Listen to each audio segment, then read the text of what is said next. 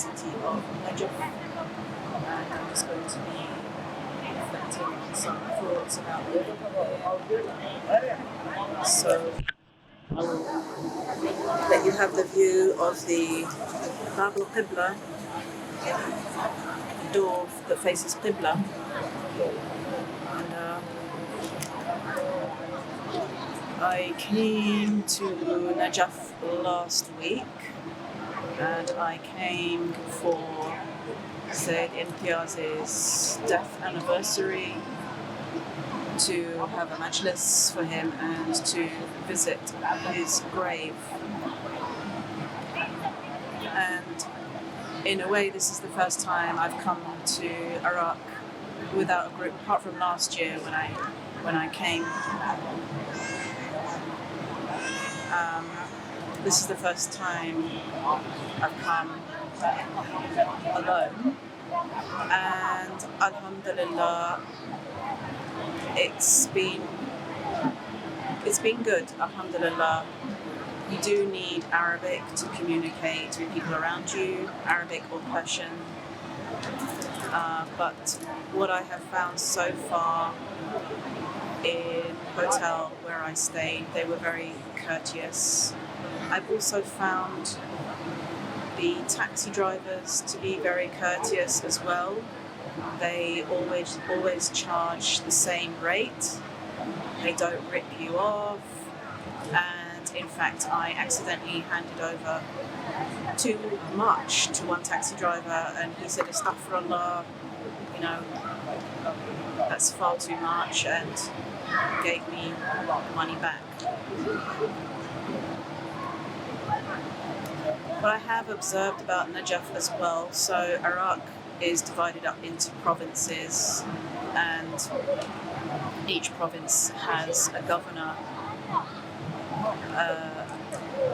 Najaf is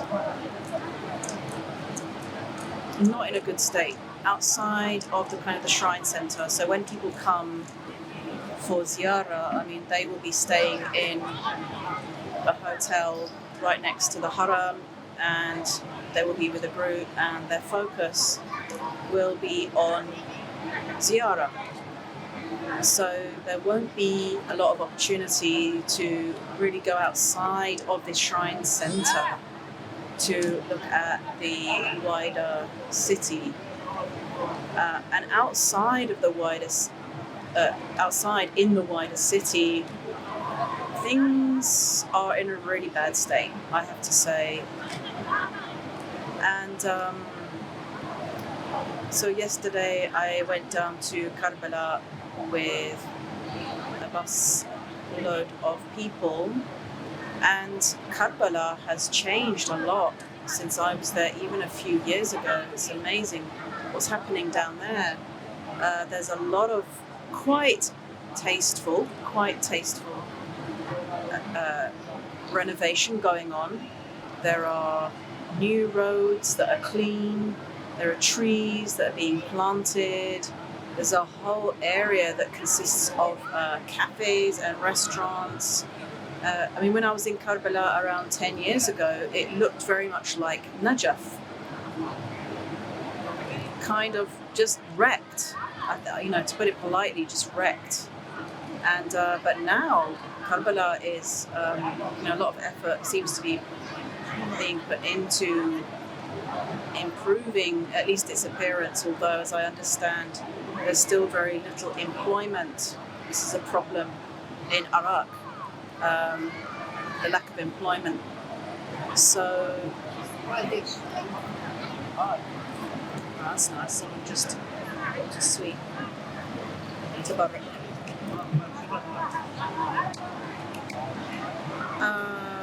So yeah, that's quite a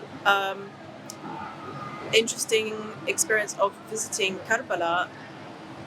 And when you come back to Najaf, you can see the difference. So it was explained to me that the reason why Karbala looks so much better than Najaf is because of the governors of the province of Karbala, or who is in charge of Karbala city, who's in charge of the actual region.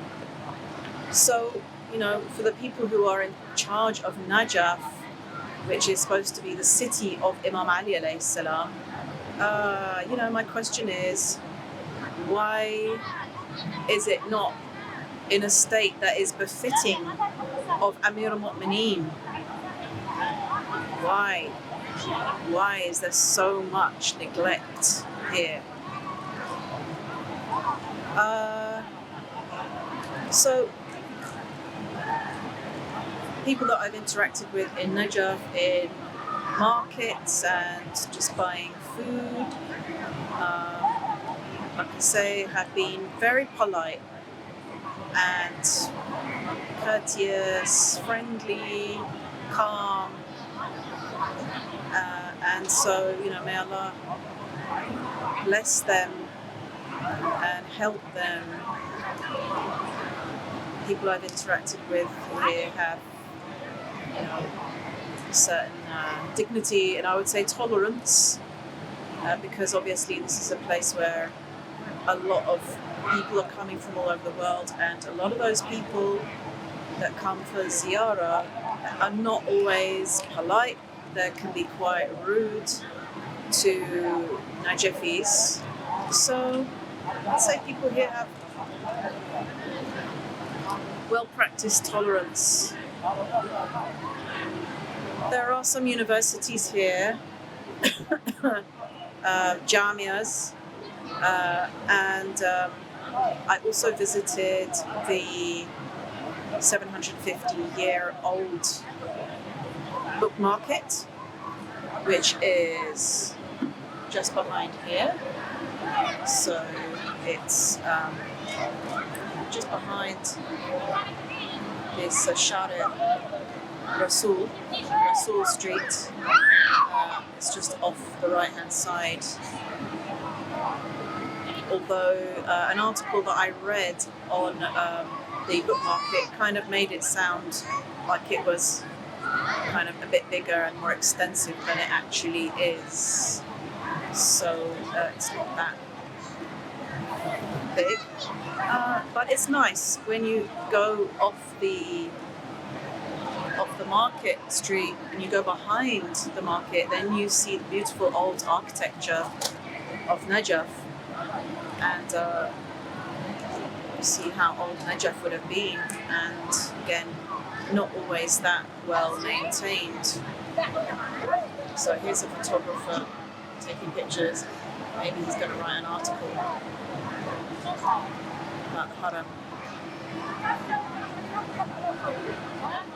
I mean, where do you start, to try to help the situation here?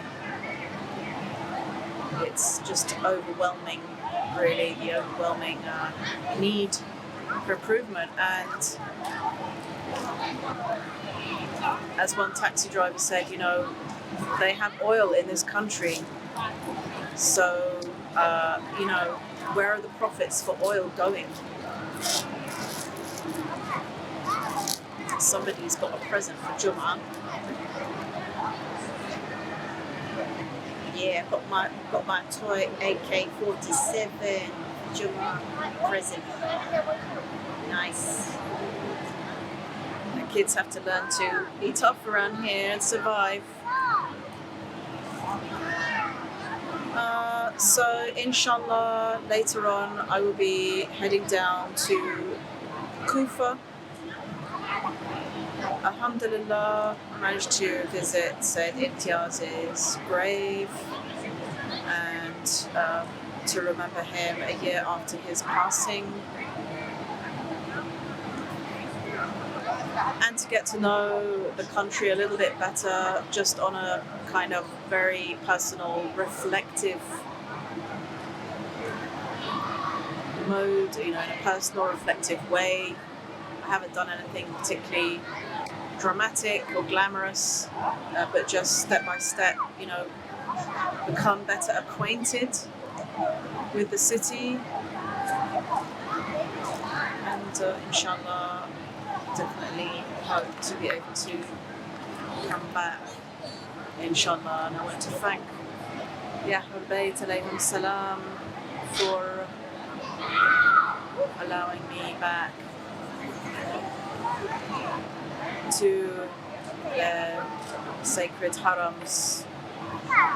Though I do feel that, yes, their presence has made the land sacred to so many people, but it mustn't be forgotten that this country was a place of suffering for them as well.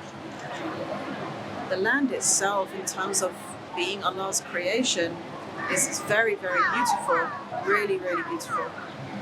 But in terms of the history, what human beings have done here, in terms of what human beings have done here, then it's difficult to feel uplifted. It has a history of conflict, oppression and suffering, and that just seems to be continuing, really. But looking at how Karbala has improved, at least there are some good signs, and we can only pray that things continue to improve, inshallah. So that's my reflections for Jum'ah, Friday, and I am now going to be heading off to Kufa, inshallah. اللهم صل على محمد وآل محمد. السلام عليكم يا أمير المؤمنين علي بن أبي طالب عليه السلام.